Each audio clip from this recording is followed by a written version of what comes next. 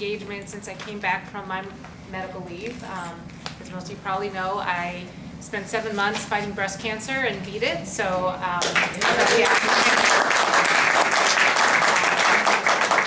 So I've only been back at work about 6 weeks. So if I'm a little rusty, your friend, so I know you'll forgive me. So thank you for indulging me in that. I certainly will get to the bylaws as part of this discussion, but I will be talking about everything CAMFT is doing, which I think is really important that it's reminded to everybody that we do a lot of stuff every single month. I'm going to be talking about legislation, give you an update on what's happening federally, locally, in the state, in Washington, and just some other miscellaneous state agency stuff. Talk about the BBS, which is always everyone's favorite topic. And then I'm just going to do some reflecting on the past and looking to the future as CAMFT turns 50 years old this year. So starting with state legislation, I want to just make sure that everyone's aware that we have a section on our website under advocacy where you can sign up for under our Legislative Action Center. You can go there anytime and look at all the bills that we're following and learn what CAMFT's position is. It's a great tool. And even better is a place you can sign up for action alerts so that you can get an alert when there's something pressing with either the state legislature or the federal government that we want you to be aware of. So I promise you, you don't get inundated with those, but it's definitely worth it to sign up for that. So that's all under our Advocacy Legislative Action Center. So I'm going to talk about the 3 bills that CAMFT currently has up in Sacramento. This is the second year of a 2-year cycle. So these bills will either go through this year or they'll die. The first bill is SB 1012. This is a bill that it deals with interns and the hours of supervision. So currently interns are limited to only collecting 5 hours of supervision per week that they can submit for their licensure. CAMFT believes that this law should be amended. We wanted to get that 5 hours removed completely, but we got a lot of pushback. So what we've agreed on now is to just raise the cap to 6 hours, which actually makes a big difference to many interns.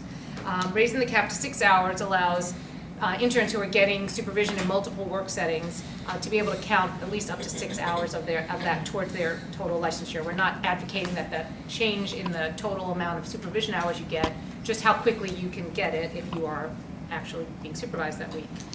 We did a quick study last week. A survey went out to our pre-licensed members. In 4 days, we got 1,000 people responded. And of those 1,000 people, 20% of those pre-licensed members say they are getting more than 5 hours of supervision each week. So there is a need to be able to let these people count it if they're actually getting it. We believe that that applicants shouldn't be penalized for getting it, and in fact, getting additional supervision hours is beneficial to the intern as well as the consumer. So we're making that public policy argument as well. BBS is kind of sketchy on this so far. They think it's going to maybe create more work for them. They're going to have to look at applications from a certain group differently than under different standards that have been in place up until now. So we're trying to work out remedies for that. So that bill I just testified this week in Sacramento. Yeah. Do you want questions? Sure. So would this apply to both trainees and interns? That's a great question. Is there an agreement that ASWs and LPCs are also going to be rolled in on? This would just be MFT interns and trainees. There's some confusion right now because we have interpreted the bill to apply to trainees and interns. Somebody in the legislature said it only reads as someone who's licensed, so they're interpreting that to be interns. So we're working through that, but we believe it applies to trainees and interns. That's our intent. So it passed the Senate and Business and Professions Committee last week unanimously, or this week, and it now moves forward to appropriations and then. So stay tuned on that bill. The next bill is called AB 1775. And this bill has to do with modernizing the child abuse reporting requirements for MFTs and basically for everybody. Right now, the way the law is written, it talks about, it uses the term sexual exploitation, but it doesn't ever discuss the term downloading of child pornography. And our lawyers get lots of calls about that, puts our members in a position of do they report when they're aware of downloading or not, what does that mean? Because these laws have not been updated in many, many years, we are advocating that the term downloading be included as that knowingly downloading would require a mandatory report. This bill is supported by the California District Attorneys Association, which is extremely helpful. It passed the Assembly on consent, meaning there was no opposition to it, and it's now going to the Senate. Any questions about that? Excuse me, what is our responsibility there? Do we report them or what? It would be the same responsibility as mandated reporter for sexual exploitation. It just further defines, it includes downloading of pornography, or I don't know the exact language, but downloading, streamlining, and just using more modern terms in the definition of the law. And the last bill is SB 1148. This one has to do with how long you must keep your clinical records. This we get a lot of questions, our lawyers get many, many questions about this because the law does not specify how long LMFTs must keep records. Our code of ethics merely states that you must create and maintain records in a manner consistent with sound clinical practice, which obviously leaves it open to a lot of interpretations. In 2006, the psychologist passed a law that said they must maintain records for 7 years. It drew a bright line for them, made nobody opposed that, and it quickly sailed through the legislature. And so this law, what we're doing, would mirror that, would say that MFTs would be required to maintain their records for 7 years. So this bill had a little interesting twist. So far, there's not going to be opposition to it. I don't believe it's not controversial, considering the psychologists have already done it. We don't expect opposition. The twist is that the author of this bill is Senator Yee, and I don't know if anyone's heard about his problems. So from a logistics standpoint, we now need to find another author and another vehicle, which we have. So we're working on that. We'll make that announcement shortly, but we just need to move this home of this bill. But I will say, Senator Yee, to be quite frank, was a very natural author for many of our bills because he is he's a licensed psychologist. And so he has a great deal of understanding about mental health issues. So he was a natural author, especially for a bill that was something that was going to mirror what the psychologist did. Unfortunately, his path has now gone in a different direction. So now on to some other state bills that we're watching that, again, you could read about in The Therapist when it comes out next month. One bill is AB 1505. This one has to do with consensual intercourse. Existing law provides those parameters when consensual intercourse inviting a minor is a mandatory report. You all know that chart better than me. If someone is this age and the other person is this age, it has to be a report. But there's no such breakdown for consensual oral copulation or sodomy. So legally, right now, it's interpreted that these two acts are always a mandatory report if a minor is involved. This bill would make it consistent, the reporting requirements for consensual sexual intercourse, oral copulation, and sodomy. CAMFT is supportive of the concept and the intent behind this legislation. We're just working right now with the author to clarify some of the amendments so that we can take a position of support. But we want to make sure that the language is appropriate before we actually sign on to this. Must we report if both the participants are minors? It's going to be a comparable chart, and that's kind of what we're working on now, is what those numbers are, how that chart. And I use my hands because I saw a really good visual that Kathy Atkins on our staff did for members. So it'll be an if this, then that situation. And I haven't seen the final language of the law, but that's what they're going for, to give a clear direction of when it gets reported. One other bill that's before the legislature right now is AB 1843. This has to do with child custody evaluators. This has been a very controversial bill. The BBS would like to get access to child custody evaluator reports when there's been a complaint of unprofessional conduct. CAMFT originally came out and was very strongly against this. There is a vehicle for the court, for the BBS to get those reports. They are confidential for a reason. They can go through the courts. The BBS kind of balked and said, we don't have the resources to go to the courts every time we're getting a complaint. We heard from members on both sides of this, I'll be very honest with you. We had some members who say that absolutely bad apples should be weeded out and the BBS should be able to get those reports to make their determination. And we certainly heard from people who say, wait a minute, there's a reason why these reports are confidential. There is a vehicle for the BBS to get them if they can prove that they need it. And this will put a chill on the child custody community if this is an option. So it was a very interesting, very extreme opinions.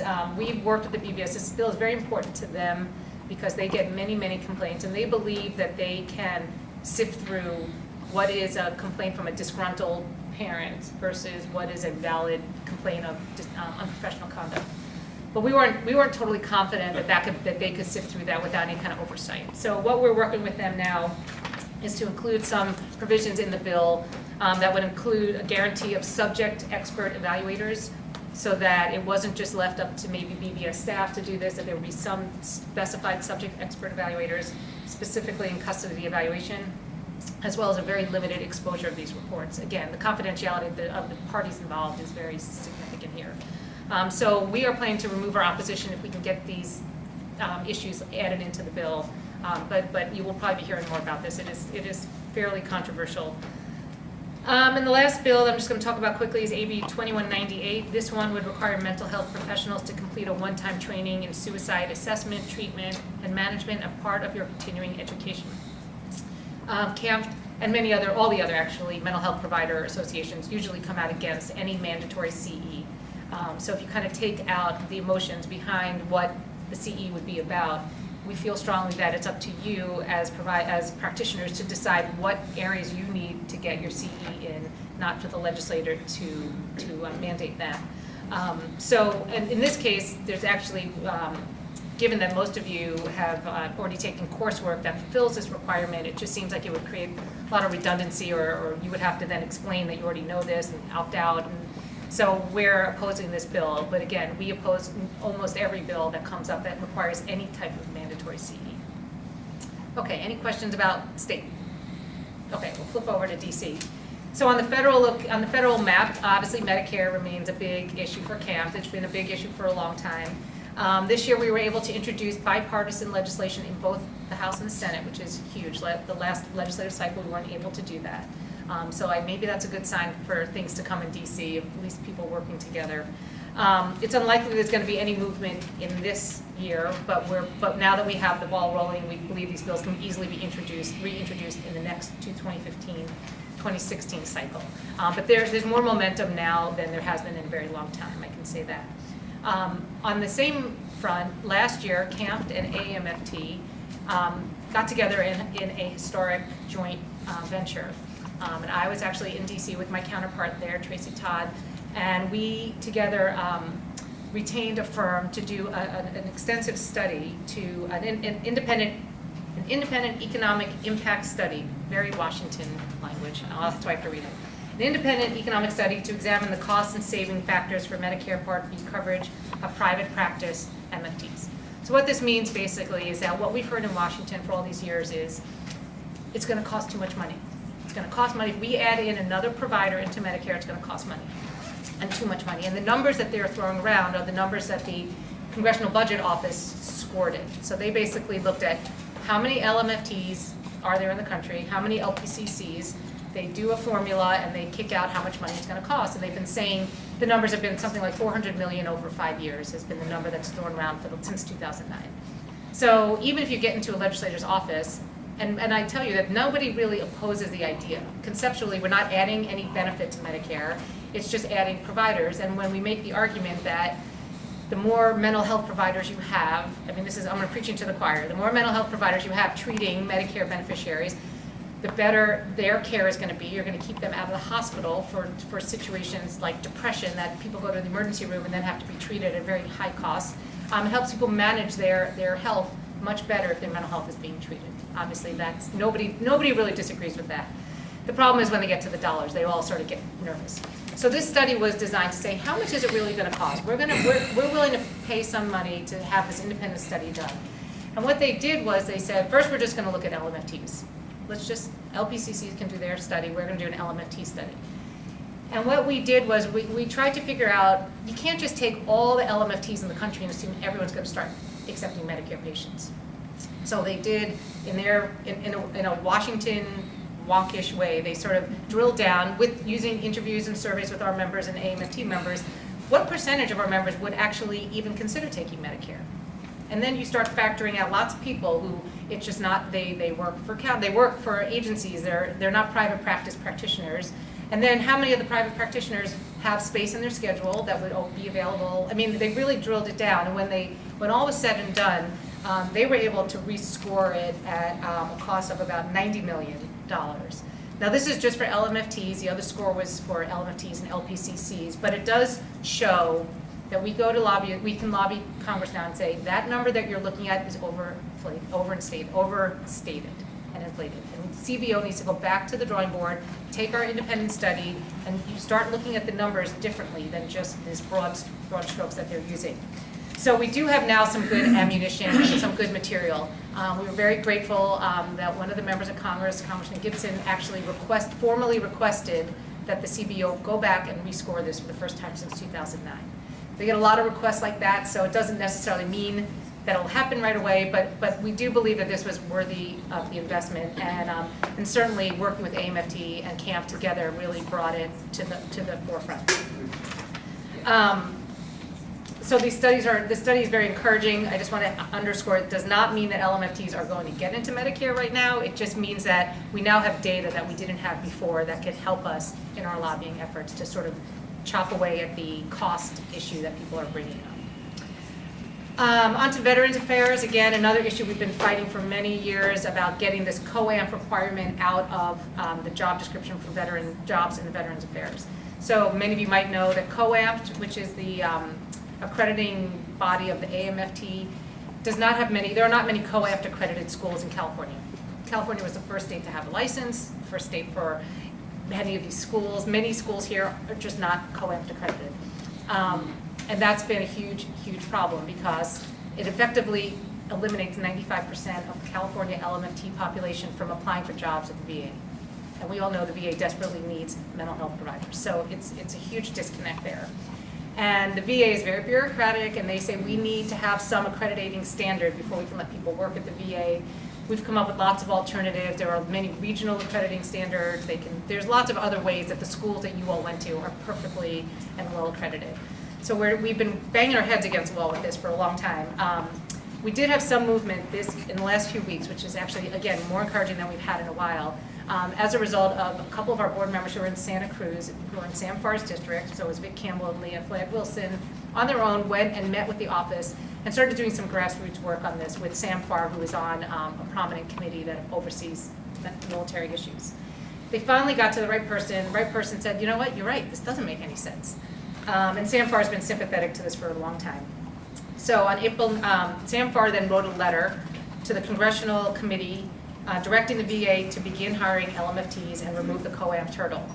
We being CAMFT board members ran around Capitol Hill when this was going on and got 20 other members of Congress to sign on to this bill in one day.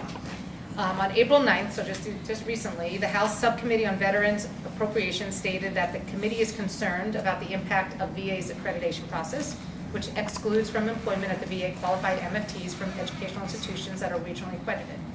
It went on to say that this requirement unnecessarily causes vacant mental health provider positions within the VA system, and they directed the VA to report back to them in 90 days after this bill becomes law in 2014, later on, how it plans to fill these vacancies.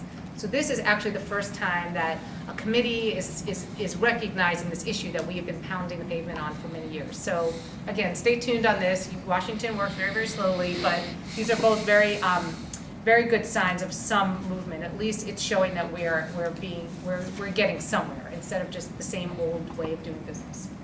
And then one just little note, the Nuclear Regulatory Commission, this is a place where we're not getting anywhere very fast. It's not a bad thing, but we petitioned to include LMFTs as substance abuse experts in 2010. There's no opposition to it, it's not controversial, but it has to go through this proposed rulemaking phase. And then it had to start another rulemaking phase. The long story short is that they say by 2016, it should be in their final rules. From 2010 to 2016, with no opposition. This is not controversial. It's just the way, yeah, that's the bureaucracy. We did write a letter to the, I finally called them and said, what can we do? Is there anything to move this along? You're admitting it's not controversial. And I got a nice staffer who said, well, if you write a letter to the commissioners, you never know if they'll sort of light a fire under them. So we did that, and they said, thank you for writing. We'll try our best to move it along. But so it looks like 2016 is a target for that. Okay, so just moving on to some other state stuff you should be aware of. Covered California. When I started doing these presentations about a year and a half ago and talking about Covered California, it was sort of this unknown thing in these exchanges. So obviously everyone knows, hopefully by now everyone knows a lot about Covered California.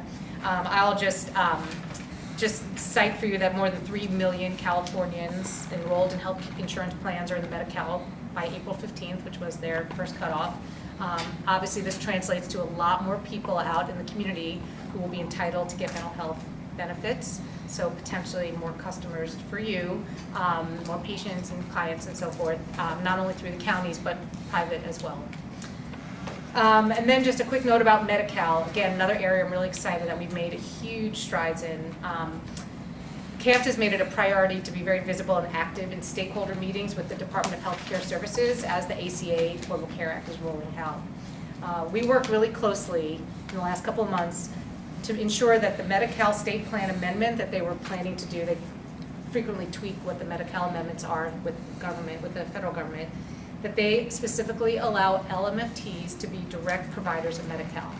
This is huge, huge, huge, huge. I can tell you that I spent hours and hours going through all of CAMFT's history. I'll talk about that later. But one thing I noticed that came up consistently over CAMFT's history has been proposed legislation to let LMFTs be direct providers of Medi-Cal, directly bill Medi-Cal, and it failed year after year after year. So here we are now, finally, in a place that we can leave the legislators out of it. It's going through a process now through the state plan amendment. It was included in the plan. It is being, we're expecting it to be approved in June. There's no reason to, until it's done, it's not done, but we're expecting, we haven't heard any reason to think that it wouldn't be approved. And what this will do now is that will allow interns and LMFTs to directly bill Medi-Cal for services rendered, meaning you could be in private practice and you can now take a Medi-Cal patient and bill Medi-Cal directly. Up until now, you had to be through the counties or through a managed Medi-Cal managed care plan. The other thing that this plan amendment does will let interns participate in Medi-Cal managed care plans. So it's really, really huge. It sounds very bureaucratic and in the weeds, but it's huge. It will open up a lot of opportunities, and I think it also helps us with our, it opens up other arguments. Once LMFTs are part of Medi-Cal as direct providers, it lets us sort of take that to the next level when we argue with Medicare and other issues. So this is great. So stay tuned in June. I can't wait to announce that it's official. I want to temper my excitement because I want to see that state plan gets passed out of the DC Center for Medicare and Medicaid, but we're very optimistic. Excuse me, Yes. is the pay comparable on the average to other insurance companies? That's a great question. I have no idea what the reimbursement rate is.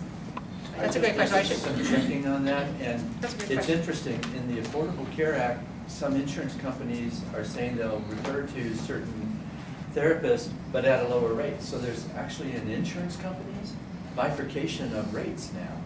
And Medi-Cal is equivalent to the lower side of some of those for Aetna, et cetera. Yeah. So it's a moving target right now. That's a great question. I will try to find. That's a very good question. Yeah. Medi-Cal through Riverside County Mental Health, traditionally, a long time was paying $49.80 a session. They bumped it up to $60 a session at this point. I don't know if that is different from state Medi-Cal, or if that's just what Riverside County Mental Health does. I know IEHP, I believe right now is paying $70 a session. So somehow that's part of, they're connected to Medi-Cal somehow. Yeah. I don't understand the relationship. That's the same numbers I got. Okay. So the question is, if you're a private practice and you're directly billing Medicare, what's your rate going to be? Yeah. Medicare, I don't know. Medi-Cal, what I they meant. pay. What I'm wondering is, if I could bill Medi-Cal directly, would that mean that I don't have to go through Riverside County Mental Health anymore? Correct. Because they're a royal pain in the neck. I believe that's what it means. If you're a provider, it means you would not need to contract with the county.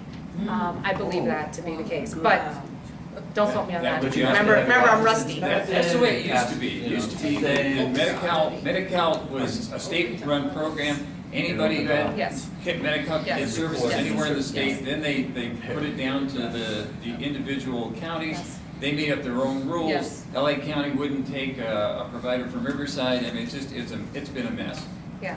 Their paperwork requirement is getting worse. Yeah, I believe that's what it means, but like I said, I'm rusty. So the woman in our office, Sarah Cashing, is the attorney who's been working on this. So if anyone has a very specific question about this, feel free to call and ask to talk to Sarah. She's very, very knowledgeable about this. She's my tutor. Yes? I just wanted to respond to Patrick because I found it very interesting. There is one insurance company, Lavina, which compensates according to the commence rate of state Medi-Cal. And actually, when you are a provider with them, they display the link to the Medi-Cal reimbursement rates. And I find that all of the insurance companies, according to what you said, Gary, they actually downplay the weight. So the assessment under what state medical pays for LMFT is $126.60. And the counseling sessions, individual counseling sessions are about $80 per session. And so, but there is, if you go onto the state medical site, the weights are listed for every specialist in our profession. Okay, It's not a Much guessing better. game. Yeah. I'll vote for it. that's good to know. Thank you. You're welcome. Okay, so moving on to the BBS. Okay, is anyone here, I hope no one is anyone here waiting to hear back about their exam application? The Yeah. attorney's hours have been I turned in, know, yes. okay, so this. Dr. Kim's been waiting 9 months to take the Okay, written exam. yeah, I was hoping there wouldn't be anyone in this boat here, but there always is. So this is like the worst news I have to share about the BBS is that they are so terribly delayed in evaluating exam applications. In fact, they're right, I just looked on their website, they're currently reviewing applications received July 5th, 2013. So this is a real problem. We are obviously painfully aware of this problem, as are they, and I will say this, it is not the fault of the BBS or the BBS's staff. It is a horrible confluence of events. What happened several years ago was that there were budget cuts, and then there were hiring freezes, and then there were furloughs. And as a result, BBS just kept getting their staff trimmed, and to their credit, they kept trying and pressing to get more staff, kept getting cut. In this evaluator role, they got the double whammy where they had two evaluators. One left the BBS at the exact time that the hiring freeze started. They could not fill that position for like 8 months or something crazy. So as you can imagine, the backlog started then, and it just got worse. Then they filled the position, then there were furloughs, then there were budget cuts. It's just been a nightmare for them. I will say this: I wouldn't want my counterpart's job at the BBS for nothing. It's an awful position to be in. They feel terrible about it, and they're doing their best, I will say that. But however, we look out for our members, and so we are trying to figure out every different way to advocate for the BBS to get additional funding. And we were successful this year. We supported the BBS request for additional positions, and they got it. So here's the good news now. They're gonna get out of this hole eventually. They did hire 2 more evaluators now, who are now currently working, so now they're up to 3. They were at a low of 1 for a long time. They have a funding for another position, which they are actually hiring for right now, or putting the call for candidates out now. So they will have 4 people up and running within the next couple of months, going from, like I said, a low of 1. And for a majority of the time, it's been 2. So they're gonna double that staff. It will take them quite a while to get out of the hole because it takes their staff a while. It's very complicated to evaluate exam applications because of the hours and the buckets, and it's a very tedious position. So they are going to come out of it, but the wait times now are extraordinary, and the BBS has been, called on the carpet for that, and again, just pointed to the fact that the legislature and to the governor and to all the problems that they have faced. But we do hope that to see difference. They do say by the end of this year, their goal is to have it down to 90 days.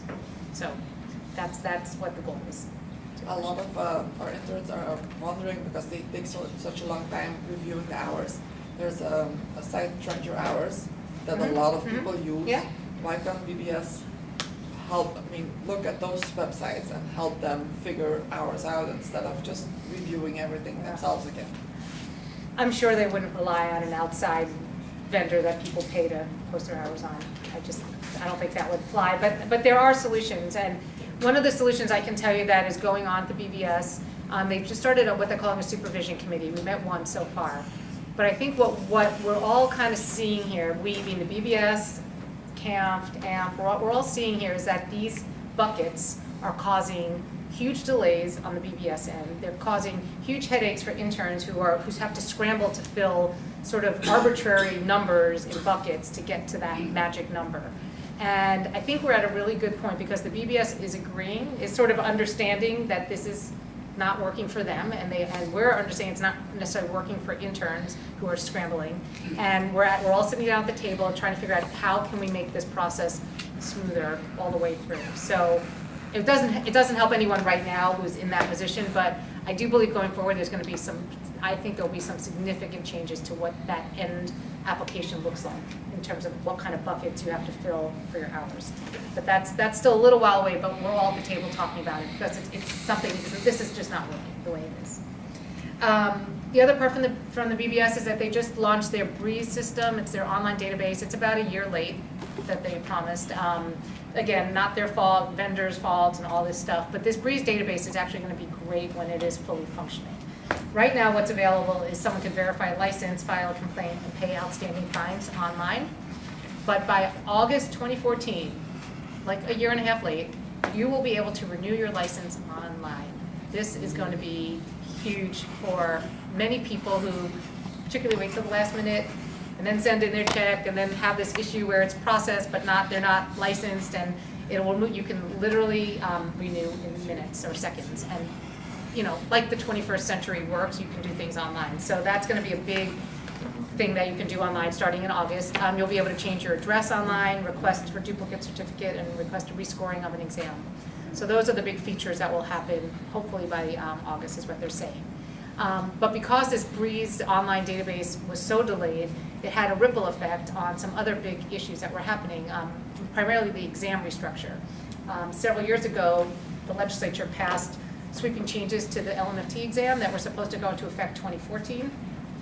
But the database had to be working in sync with these new exams, and that wasn't happening, so they delayed it to 2015, and now because the Breeze is still not fully functional, they delayed it to 2016. But by 2016, the new exam process for LMFT applicants is going to consist of a new California Law and Ethics exam and a new clinical exam. Those are going to replace the standard written and clinical exams that are currently in place. But we were really pounding the pavement about this 2 years ago when I started making sure people were aware, and now it's not happening to 2016. So I'm just going to put it out there on the radar, but it's not happening. But it's still just going to be 2 exams? Yes, yes, yes. And is there any effort between CAMFT and AMP to coordinate so that these will be accepted in other states? Oh, that's a whole nother can of worms. No, every state has their own licensing requirements. Unfortunately, right now, California is one of the only states that has, it might even be the only state, that has its own state exam. What is also being discussed at the BBS is converting to the national exam, which would then give you some more portability. At least when you go to another state, you would at least be able to say, I already passed your exam, I'll fulfill the other requirements. It's being discussed. I actually think that's going to happen, but I think we're still a couple of years away from that happening. The way the bureaucracy works, from my opinion, by the time the BBS decides they're going to take the national exam is when this whole other new exam is going to be rolling out, and they'll have to figure out something then. But that is the trend, is to go towards the national exam, as long as that. It's going to be 2 parts, not 3 parts? Yes, it's the clinical, it's going to be the law and ethics and a new clinical exam. And I just saw something that said the DSM-5 was going to be rolled into it in 2015. Perfect segue, that's How do you my have next a thing, new yeah. exam not out till 16, but they're including this? Well, the DSM-5 is just some of the content that will be in the existing exam. It's just they had originally said that was going to be content questions testing the DSM-5 in 2014, and they just recently said, oh, never mind, we're not going to do that till 2015. But that's content, that's not the type of exam, that's just the type of questions that could be included. I'm a member of both AMP and CAMP. If there's some group working to try to reconcile the testing thing, I'd be interested in participating. Okay. All right, come talk to me after, and I'll loop you in next time I hear them talking about them. It hasn't been on the agenda at the BBS for the last couple of meetings, but Yeah, I saw that. but they're working with AMP it has a committee that's working on this. on getting the CAMP national exam. doesn't. Well, they have somebody that oversees their national exam and reviews each of the changes and all of those kinds of. Right. It's an alphabet soup name, I forget what it is. Yeah. Okay. Well, let's talk about that after. I'll loop you into what I know. Okay, and then just finally with the BBS, this is actually really big and exciting for CAMFT and for CE providers. How many people here are CE providers on your own? And then your chapter obviously is a CE provider. So the big change here then is that BBS is getting out of the CE provider business. All these years, basically, CE providers would apply to the BBS, go through a very, very cursory threshold, get approved as a CE provider, and every year just pay their dues and pay their fees and just get renewed. And what happened was, as you can imagine, there's been examples of CE providers and courses that were really not appropriate, not up to standards, that they should be. And so the BBS finally said, we're out of this business, we don't have the resources to do this the way it should be done. And they actually looked to the model of the Board of Psychology, who also got out of the business and said, we're gonna delegate our authority to approve CE providers to other agencies. So right off the bat, the BBS said, okay, NASW can be an approval agency for BBS licensees or for CE providers, APA, the American Counseling Association, but there's no counterpart on an MFT level nationally that would do this. AMFT nationally does not do this. So it became, I saw it as an opportunity for CAMFT, and I actually see it as a responsibility too of CAMFT, for us to set up an infrastructure to apply to the BBS to become a CE approval agency, so that we could be the home for LMFTs in California who are CE providers, and quite frankly, any licensees providers, to come to us to be approved. It's a huge undertaking. We had to create an infrastructure. I had to hire staff. We have a separate, because we also put on our own CEs, which are separate and a part of the provider approval process.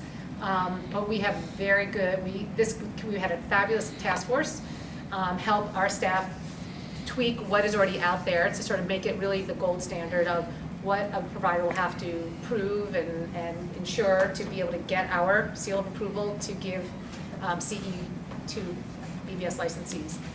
We cannot formally apply to the BBS until these regs are official, which will be, everyone's hoping for a July 1st green light. At that point, we will apply, provided that we meet all the requirements that BBS is expecting, and I think we are. I'm planning on it. Hopefully they'll approve us, and then we will then be able to start approving CE providers to offer courses to LMFTs and other BBS licensees. So if you are a CE provider in the chapters, we are going to be offering discounts to members and chapters, a 33% discount off of the initial application and annual fees. Our prices are extremely competitive, in fact, much lower than some of these national organizations. We're very mindful of the fact to do it as cost effectively as possible. Obviously, understanding it's a huge responsibility on CAMFT's part now too, because now we have blessed the CE provider, and we are saying that we have reviewed their materials, we will audit them, we will it's a much more rigorous process to get approved and to get renewed, and that's what the BBS wants. So that will hopefully roll out in July. Yes? So the approval's been done, I'm on that task force. Actually, it's converted to being a committee now that will review all of this. And so CAMFT was able to keep the cost down lower than NASW, LPC, APA, any of the other entities, but it's still twice what it is now for our chapter and for anybody else that does anything related to CEs.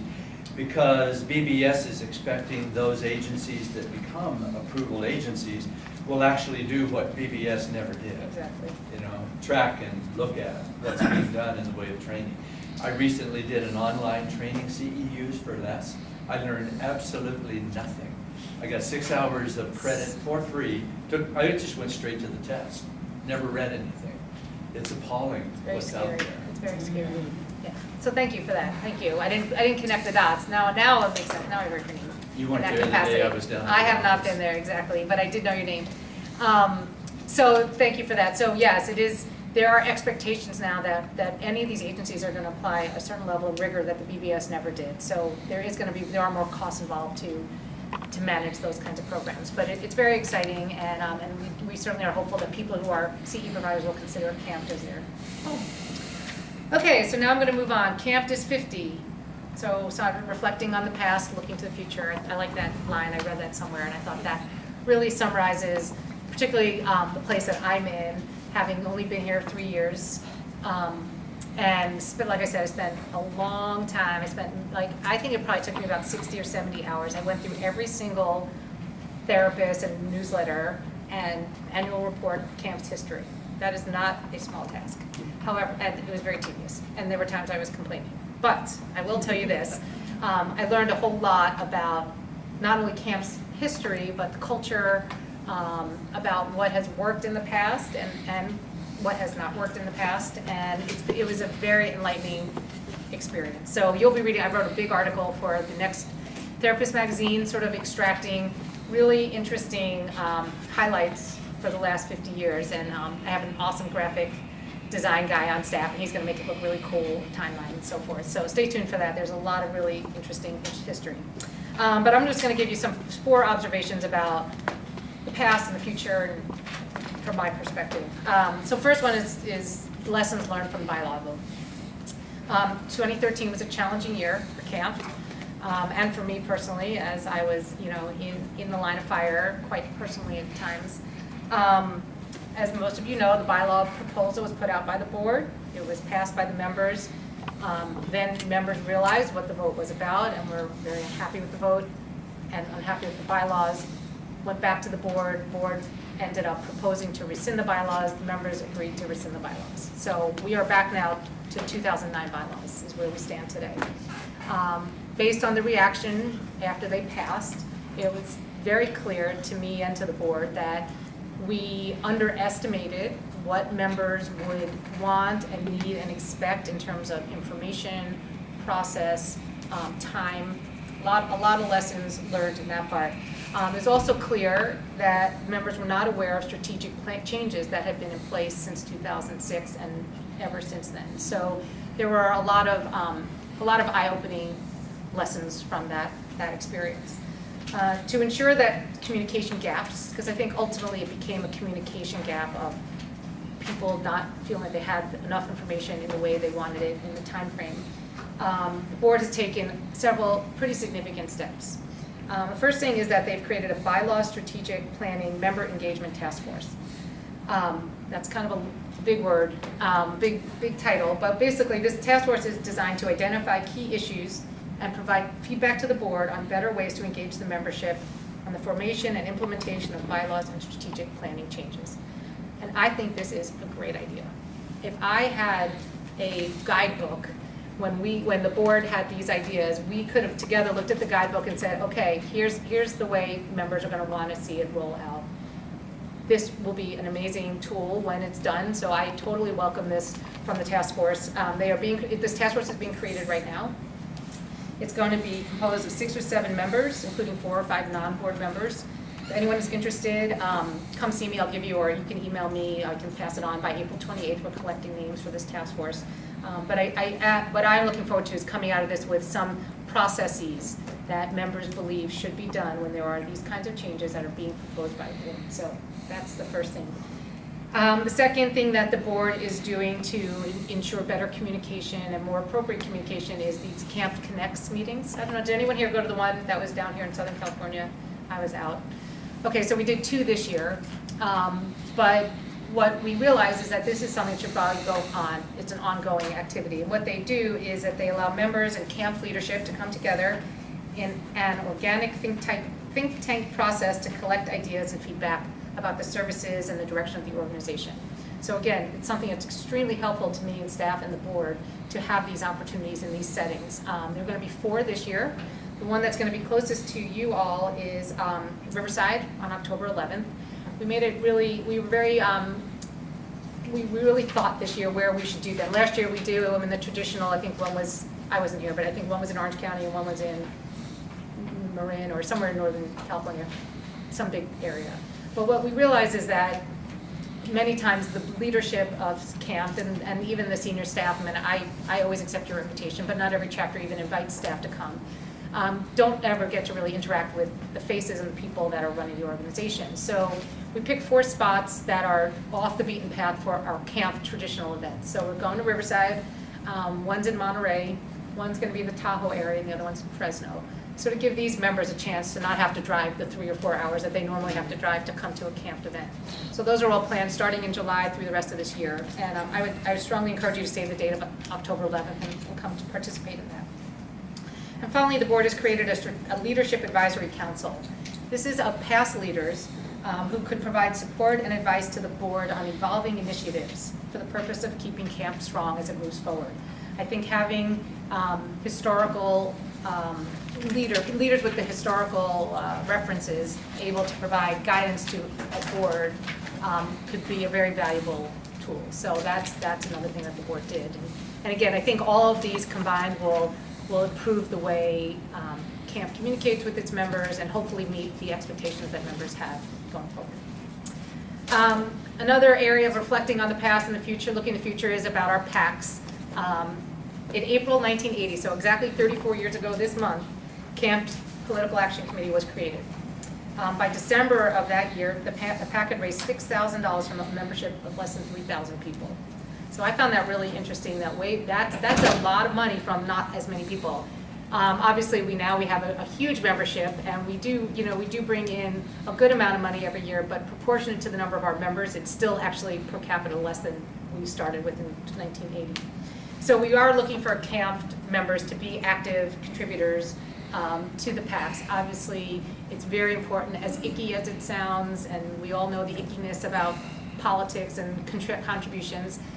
It's very important for us to be able to get people that we believe know our issues into office. It's just how it works. And you need money to provide to these candidates and to the incumbents so that they are there when our issues come up and that they're knowledgeable about it.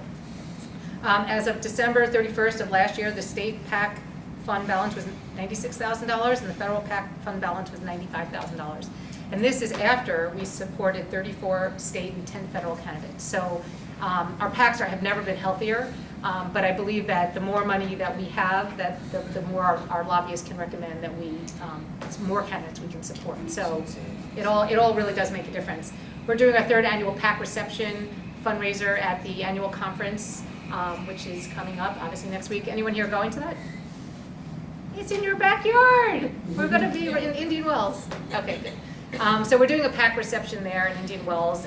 Certainly anyone who's not going to the conference is still invited to come to that. We have Congressman Ruiz coming there, and that's been a nice tradition we started 3 years ago of just making the PAC kind of come to life. Instead of me just talking about it, we actually have a legislator talking and people coming and talking about the importance of grassroots activity and so forth. So that's a really great event. Is there a reason why you picked Ruiz to be in that? Because that's his area? Yeah. Okay. The third observation I have about looking to the future is about dedicating resources to our pre-licensed members. In the last couple of years since I started, we started doing a quarterly newsletter to pre-licensed members, just to recognize that they have issues that are sort of more important to them than the rest of the membership. And so we didn't want those kind of getting lost in the shuffle. At this point, we have almost as many pre-licensed members as we do clinical members. So it's a significant part of our membership, and a part of our membership that I think sometimes feels that they're not getting treated in the same way. So dedicating resources to this pre-licensed membership is really important. Just this year, actually just recently, and I think it was the 2 board meetings ago, the board approved offering student members liability insurance at no charge. So this will be the first time that CAMFT is going to be doing this, meaning any student member we will enroll them, they can get enrolled in CPH, we pay the fee. And the idea behind this is obviously we want them to be covered, but more importantly to breed some loyalty and to make them engage with CAMFT earlier on in their career, so that as they move through their career, they still feel CAMFT as a connection to CAMFT, maybe moving into the chapters and into leadership roles. Only good happens by breeding that connection early on in their career. There's also going to be a new focus on outreach to schools. I don't think we've never done this in a very coordinated method before, and we are going to have a new position, or a position is coming vacant that I'm going to tweak a little bit, but that will sort of add this component of making CAMFT more visible with the schools, making sure people are aware that we exist, what we can provide for their students, just further enhancing that pipeline between CAMFT, students, and educators. So stay tuned for that. And last, I'm just going to talk a little bit about enhanced CE offerings. Again, from my history project, I learned that lots changed in the CE world since CAMFT started offering CEs back in the 60s. At our first annual conference was 1964. In the early 1990s, we would have more than 1,000 people at our annual conferences. Now we get about 500, 600, 700, never 1,000, and that's not even a pipe dream anymore. And that's because a lot's changed. In the 90s, the only way you could get your CE, or the main way people got their CE, was going to live events, workshops, and conferences. And now, as Gary just mentioned, you can go online, you could read, you could do lots of ways to get your CE. And it's very important to me that CAMFT keeps up with the way people are getting CEs. Otherwise, we're going to just fall behind like a dinosaur. And so we have really committed to expanding our CE offerings to our members. recognizing that there's lots of different ways people want to get their CE. So beyond our multi-day conference, which is never going to go away, we now are committed to expanding our 1- and 2-day live sessions. We find that we get very good turnout at a 1-day Saturday or Friday-Saturday workshop. We are greatly expanding our online library and our written CE options. So, so for example, in 2013, we hosted several DSM-5 live sessions that were just blockbuster. I said we could just offer DSM-5 and we could just sit down and not offer one other thing the rest of the year. They were so successful. People obviously are so hungry for that information. But what we did was we taped it, and it's now available in our video library. You're going to get an announcement about that probably in the next week or so, that anyone can go online. It's a fabulous, we have like the best speaker in the whole country on this, and it's a fabulous seminar, and you can now download it, you can watch it at your pleasure, you'll take the test, you'll get CEs. So that's going to be on our online library. We're also hosting 2 advanced DSM live seminars, and we're going to do the same thing. One of them is going to be on June 20th in Anaheim, so not too far from here. Someone wants to go to it live, but again, those will go into our CE library for purchase. We're also using our fabulous legal team to produce 1-hour L&E seminars online, just videotaping them. You would watch the video. There are questions that you have to answer and answer correctly throughout it, kind of like, I haven't seen it yet, but I'm envisioning like those online driver school tests. But you have to answer the questions properly to move forward. It meets all the highest standards for CE and offers our members a way to get L&Es that I know is sort of a challenge for people. So our legal staff is awesome. So you'll get to see them in their faces and learn from them as well. And then finally, we've now created an opportunity for members to read articles in EBSCO, which is our the journal database you can go to. And this gives you the opportunity to read an article of interest to you and answer a couple of questions or write a short essay and get CE credits for doing something that you may have been wanting to do anyway for your own knowledge. So there's lots of ways to get CEs, and like I said, I feel like that's the way of the future. But without letting go of our past, our annual conference is very important to a lot of people, but recognizing that there's going to be other people who are going to want CEs in other ways. So with that, I say, here's to the next 50 years. I thank you for your membership and your support, and I appreciate everyone's patience during my time out, and thank you for having me.